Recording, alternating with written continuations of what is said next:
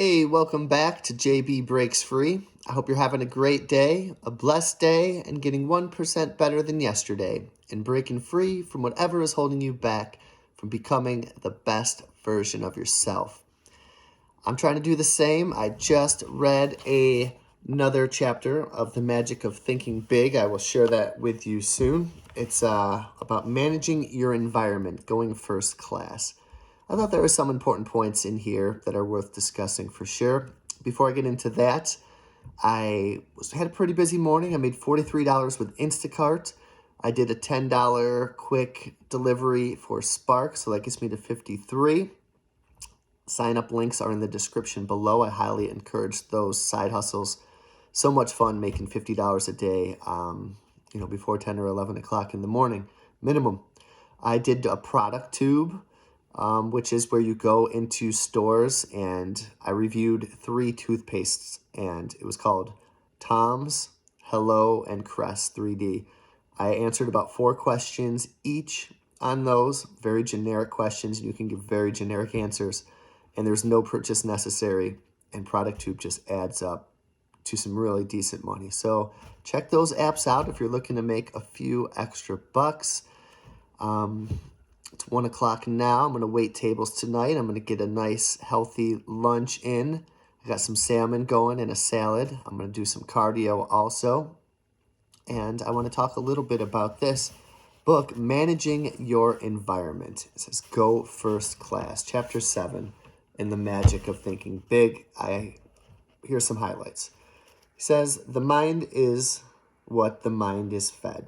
Mind food is your environment. All the countless things which influence your conscious and subconscious thought. The kind of mind food we consume determines our habits, our attitudes, and our personality.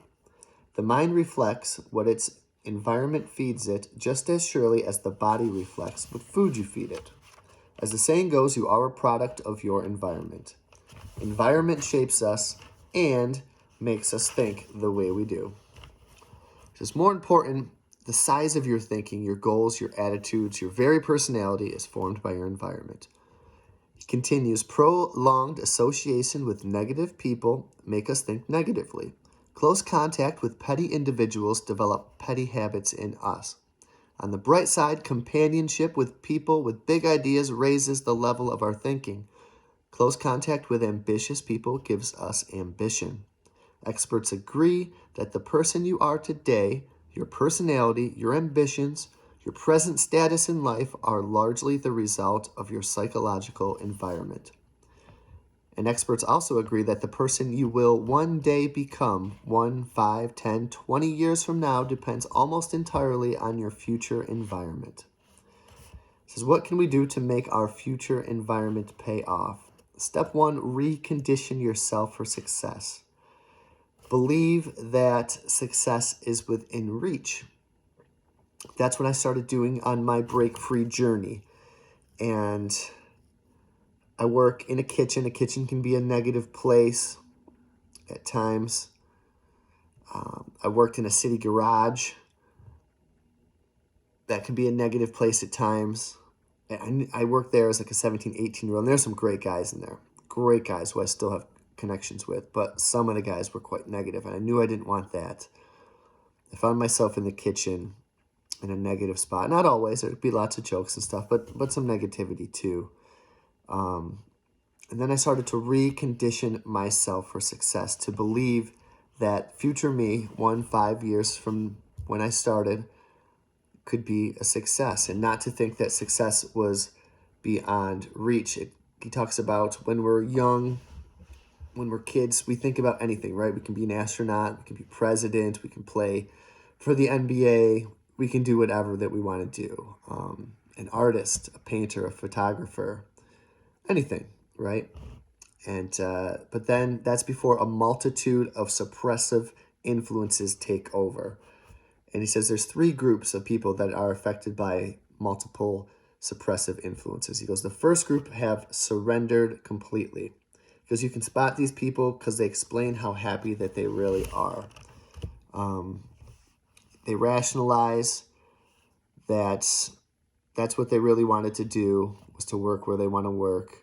and he's convinced that he's inadequate to accept certain things. The second group have surrendered partially.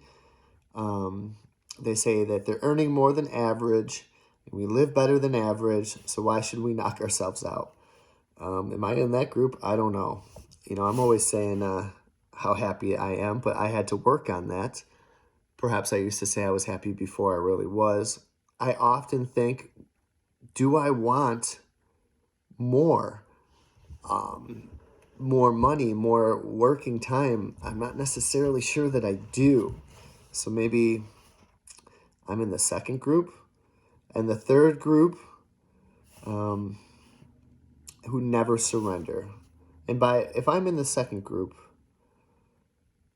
they have a set of fears, he says, a fear of failure, a fear of social disapproval, a fear of insecurity, fear of losing what they already have. These people aren't satisfied because deep down they know they have surrendered. This group includes many talented, intelligent people who crawl through life because they're afraid to stand up and run. I think there was a time that I was in that second group. I don't think I was ever in the first group, thank God, that surrendered completely. I might have partially surrendered at my waiting tables job, but I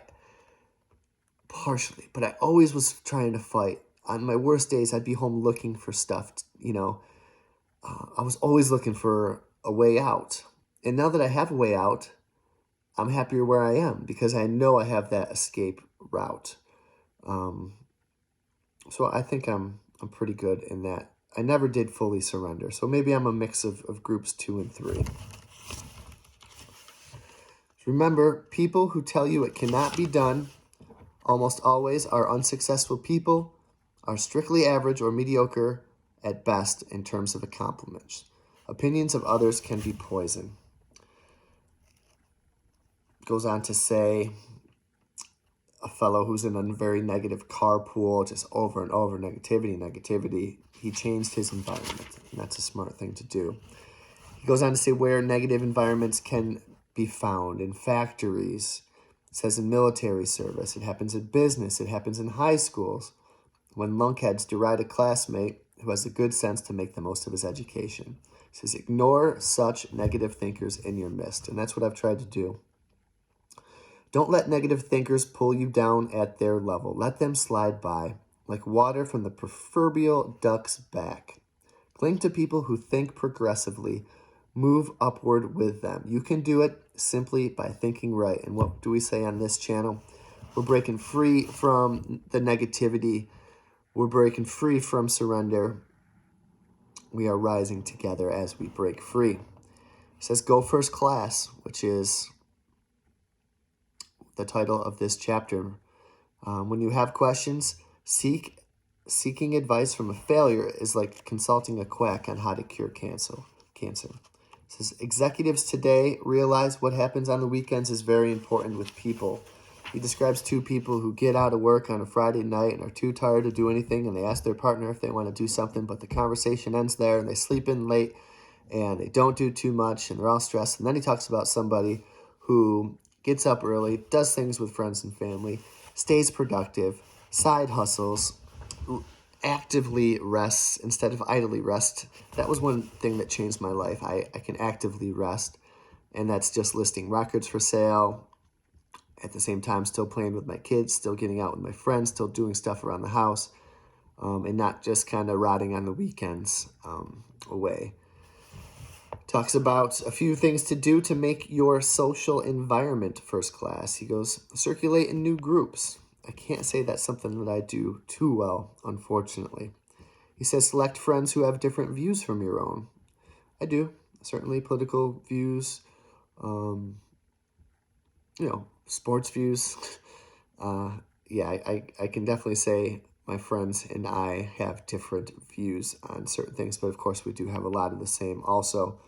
Do select friends who stand above petty, unimportant things, like the square footage of your house. That's one thing that I've definitely been blessed with. I have some friends who are super successful, and it's not about that. It's just about our friendship. I will say, as far as my friends, I, of course, have new friends, but I'm lucky enough that a lot of the friends that I have are from when I was a kid, and some from 3rd grade, some most of them from 3rd grade on, but some even from earlier.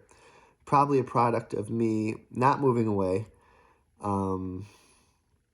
maybe not working in a big company type place.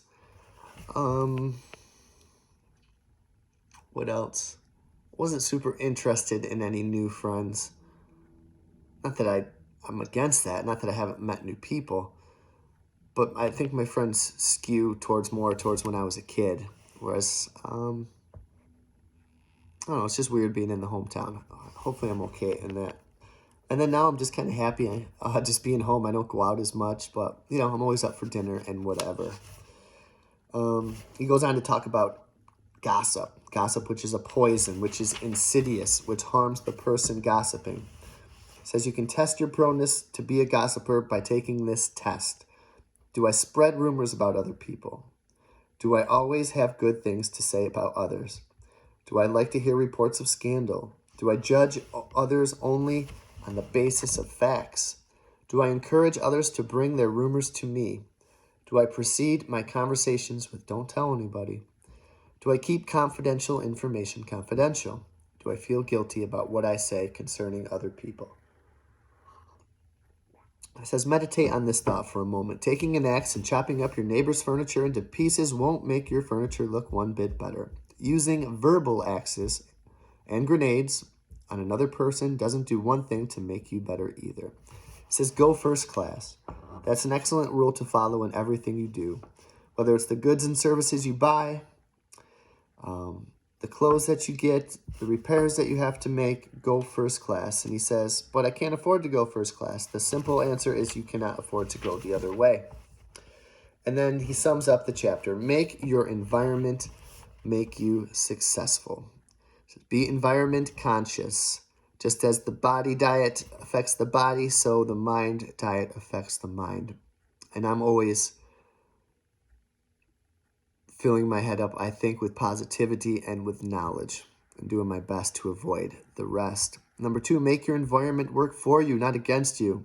Don't let suppressive forces, the negative, the you can't do it people, the negative Nancys, make you think defeat. Number 3, don't let small thinking people hold you back. Jealous people want to see you stumble. Don't give them that satisfaction. Number 4, get your advice from successful people. Never risk it with freelance advisors who are living failures. Number 5, get plenty of psychological sunshine. Circulate in new groups. Discover new and stimulating things. Number 6, throw out the thought poison in your environment. Avoid gossip about people, but you can talk about people, but stay on the positive side. And then number 7, go first class in everything that you do. You cannot afford to go the other way. Well, the next chapter, chapter 8, is make your attitudes your allies. So I think we all have positive attitudes here. It's something that we can all work on and practice on a daily basis. I hope you're doing great. I hope you found some value from some of the highlights of that chapter. Go first class.